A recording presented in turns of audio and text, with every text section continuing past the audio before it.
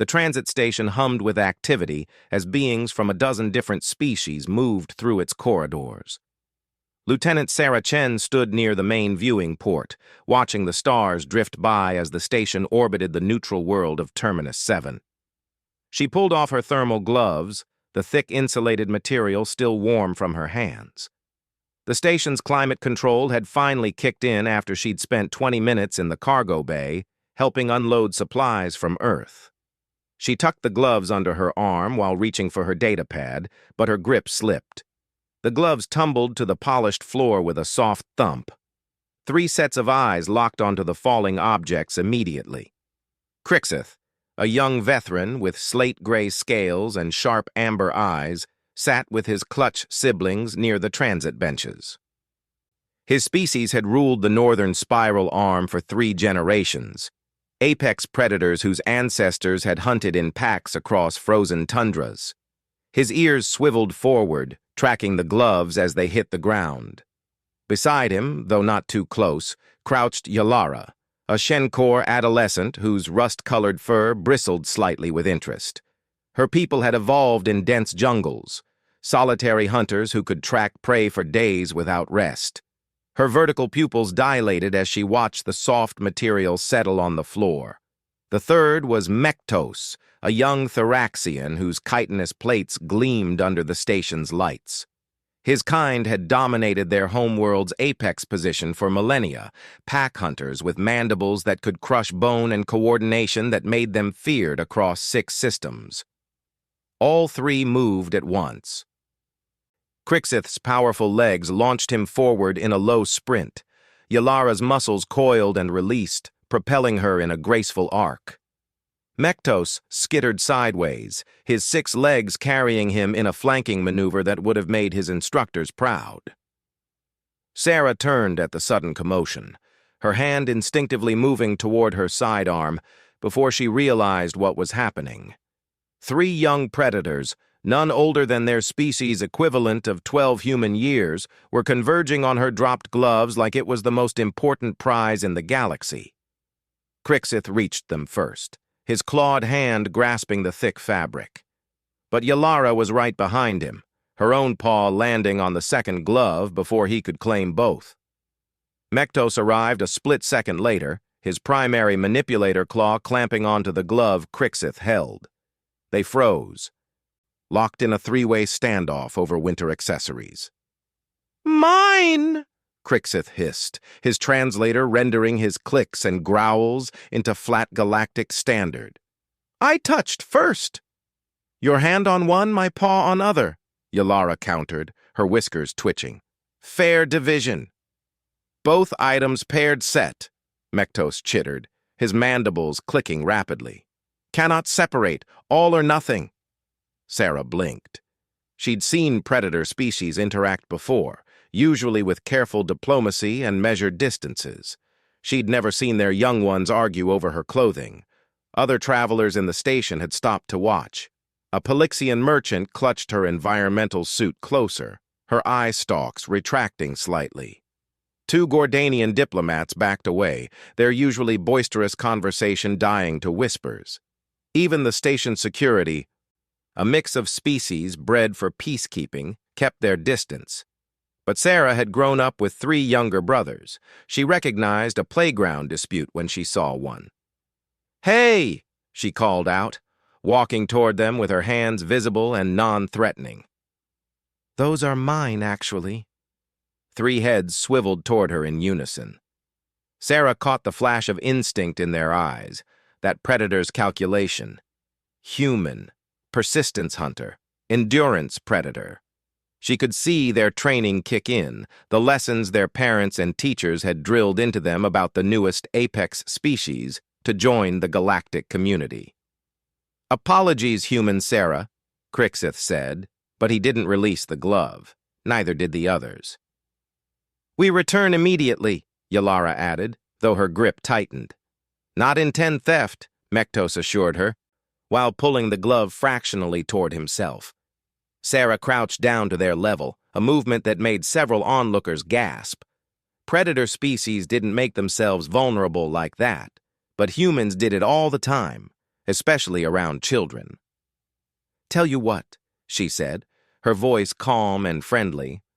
"Why don't you three figure out a fair way to decide who gets to return them to me? I'm not in a hurry." The three young predators looked at each other, then back at Sarah.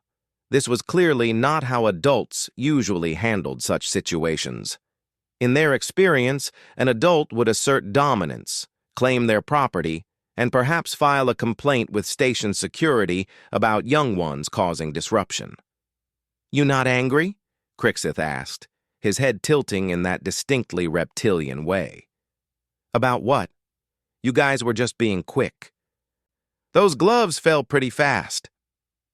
Sarah settled into a comfortable sitting position on the floor, which caused another ripple of shock through the watching crowd. "But I do need them back.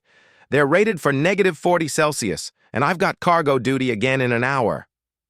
-40? Yalara's ears flattened against her skull. "That temperature kills most species. Yeah, the cargo bay's environmental system is having issues. Earth stuff can handle the cold, but the techs are still working on getting it fixed." Sarah flexed her fingers, hence the gloves. Mektos's antennae twitched with curiosity. "Human homeworld has such cold regions?" "Oh yeah, Antarctica, parts of Canada, Siberia, Scandinavian regions. Some places get even colder." Sarah smiled at their expressions. "Humans evolved to survive pretty much everywhere on our planet. Hot deserts, frozen tundras, thick jungles, high mountains. We're pretty adaptable." This information clearly fascinated them more than the gloves.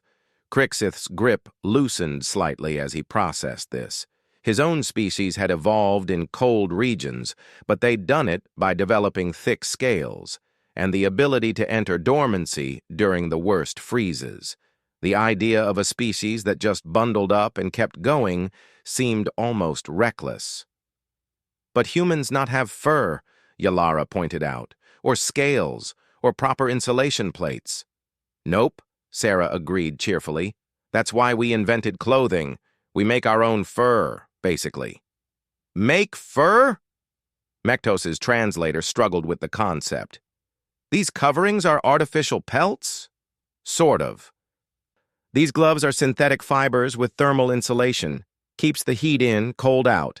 She gestured to the still contested items. "They're also really useful for gripping things in low temperatures. Your claws and chitin work great, but human fingers get stiff when they're too cold." A veteran adult approached cautiously, her scales bearing the darker patterns of age and rank.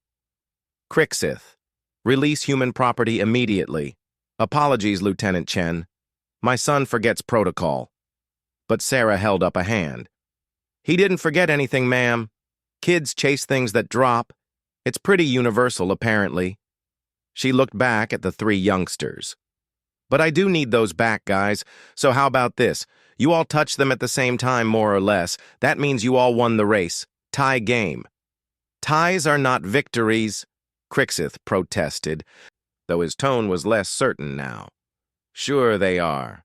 Means you're all equally fast. That's pretty impressive." Sarah held out both hands. "So you can all return them to me together. Shared victory." The three young predators looked at each other. This kind of compromise didn't come naturally to species whose ancestors had fought over every kill, every territory, every resource. But there was something about the way the human presented it, like cooperation could be a victory instead of a surrender. Slowly, they moved toward Sarah. Crixith and Mektos carried one glove between them, while Yalara brought the other. They placed them in Sarah's outstretched hands with something approaching ceremony. "Thank you," Sarah said, pulling the gloves back on. "You three are pretty quick." "I barely saw you move." The praise made their postures straighten.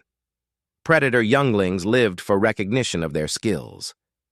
"Human Sarah faster, though," Yalara observed. "You turned and assessed situation in fraction second." "Predator reflexes?" "I have 3 younger brothers," Sarah explained, standing up and brushing off her uniform. You learn to watch for trouble when you grow up with siblings. You have clutchmates? Crixith's amber eyes widened. Human families have multiple offspring? Usually one or two at a time, but yeah, lots of humans have siblings. My parents had 4 of us. Sarah chuckled at their expressions. My brothers used to fight over toys all the time. Took me years to figure out how to referee. Mektos's antennae quivered with interest. Humans must have significant resources to support multiple young simultaneously. We manage. Humans are pretty good at sharing when we need to. Sarah checked her chronometer. Speaking of which, I should get going. But hey, if you 3 are still here next week, I might have some Earth snacks to share. Nothing with meat, so it's safe for most species. The young predators perked up immediately. Food from the human homeworld was legendary in the station's youth circles. Dangerous, some said. Addictive, claimed others. Absolutely forbidden by most responsible parents, which made it even more desirable. We are stationed here for diplomatic rotation, Crixith said quickly. Parents are on negotiation teams. Same, Yalara added. Cultural exchange program. Military observer family, Mektos chittered. Present for 16 more cycles. Great, Sarah grinned. I'll see you around then. She walked away toward the cargo bay, leaving 3 stunned young predators and a crowd of equally surprised adults. The veteran mother approached her son with a mixture of confusion and relief. That human is either very brave or very foolish, she murmured. But Crixith was watching Sarah's retreating form with new understanding in his eyes. No, Mother, she understands. She sees us as younglings first, not as threats. Yalara groomed her whiskers thoughtfully. My trainer says humans are dangerous because they do not recognize natural hierarchy. But maybe humans have different hierarchy, one where young are protected, not just sorted by strength. Fascinating species. Mektos agreed, his plates clicking softly. They survived their world not by dominating, but by adapting, by cooperating. The 3 of them watched until Sarah disappeared into the cargo bay corridor. Around them, the station slowly returned to normal activity, though more than a few beings were recording the incident to share with colleagues and family. Word spread through the station over the following days. The human who sat down with predator cubs. The soldier who turned a potential diplomatic incident into a playground lesson. Parents from a dozen species found themselves answering questions about humans, and many didn't have good answers. Sarah didn't think much about the incident until the next week, when she found 3 young predators waiting near her quarters. They'd brought gifts, as was proper in their cultures. Crixith offered a small crystal from his homeworld. Yalara presented a braided cord she'd made herself. Mektos gave her a piece of chitin he'd shed, polished smooth. And Sarah shared cookies, chocolate chip, carefully checked against each species' dietary restrictions. They sat together in the station's common area, and Sarah told them about Earth, about oceans that covered most of the planet, about cities with billions of humans living in relative peace, about the wars they'd fought and the peace they'd built afterward. The young predators listened, understanding slowly dawning. Humans weren't just another predator species. They were something the galaxy had never seen before, an apex predator that chose cooperation over domination. They'd climb to the top of their food chain and then reach down to pull others up with them. Other young beings began to join these sessions. Tentatively at first, a Pelixian youth whose people were prey species, a Gordanian adolescent whose kind were omnivores caught between worlds. Soon, Sarah's informal gatherings included a dozen younglings from across the spectrum of galactic life, and they all learned the same lesson that Crixith, Yalara, and Mektos had discovered. Humans didn't see species first. They saw individuals. They saw children.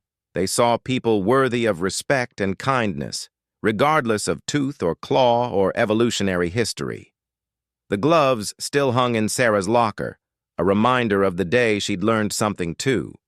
The galaxy's young ones weren't so different from human children, whatever their teeth looked like. They all wanted recognition, fairness, and someone to treat them with patience. 3 young predators had scrambled for her gloves that day. But what they'd really been reaching for was connection, understanding, and maybe proof that different species could share space without conflict. Sarah had given them that, and so much more. One dropped pair of gloves, and the galaxy's future had shifted just slightly toward hope.